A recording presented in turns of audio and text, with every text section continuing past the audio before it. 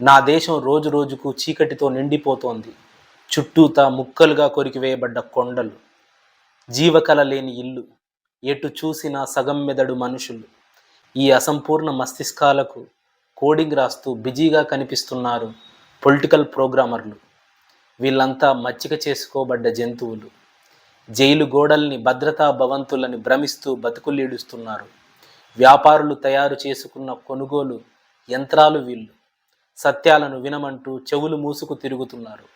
జాతీయవాదం ముసుగులో ఫ్యాసిజం రంగు పులుముకుంటున్న ఈ దేశంలో పాములకు పుట్టలు కడుతూ బెదిరిపోయి చెదిరిపోయిన చీమలు వీళ్ళు.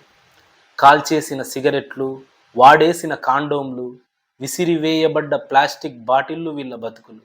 కనిపించని దేవుళ్ళ గూర్చి, కూర్చబడిన మతాల గూర్చి చర్చలు చేస్తూ మతాధికారులు, పొలిటికల్ పోరంబోకులు ఊదే మత్తు స్వరాలకు ఉద్వేగపడిపోతూ మెదడులు పారేసుకునే మందబుద్ధులు, అధునాతన బానిసలు, గొర్రెదాటుడు నడకలు వీళ్ళు. కసాయివాడి కత్తినూరుడు శబ్దాన్ని సాంప్రదాయ సంగీతమని పులకించిపోయి వింటున్నారు. ఆ కత్తి వేటుపడి నెత్తురు చిటిలేదాకా వీళ్ళ పిచ్చి నవ్వులు ఆగవు. త్వరలోనే ఈ నవ్వులు భీతిని పులుముకుని గావుకేకలవుతాయి. చెవులు తెరుచుకొని నిజాలు తెలుసుకొని ప్రోగ్రామర్ల పని పడదామనుకునే లోపు వీళ్ళ మూగనోళ్లను నిర్దయ లేకుండా కుట్లు ఆవహించేసుంటాయి. నేను రాసిన ఈ కవిత మీకు నచ్చినా నచ్చకపోయినా మీ అభిప్రాయాన్ని తెలియజేయండి.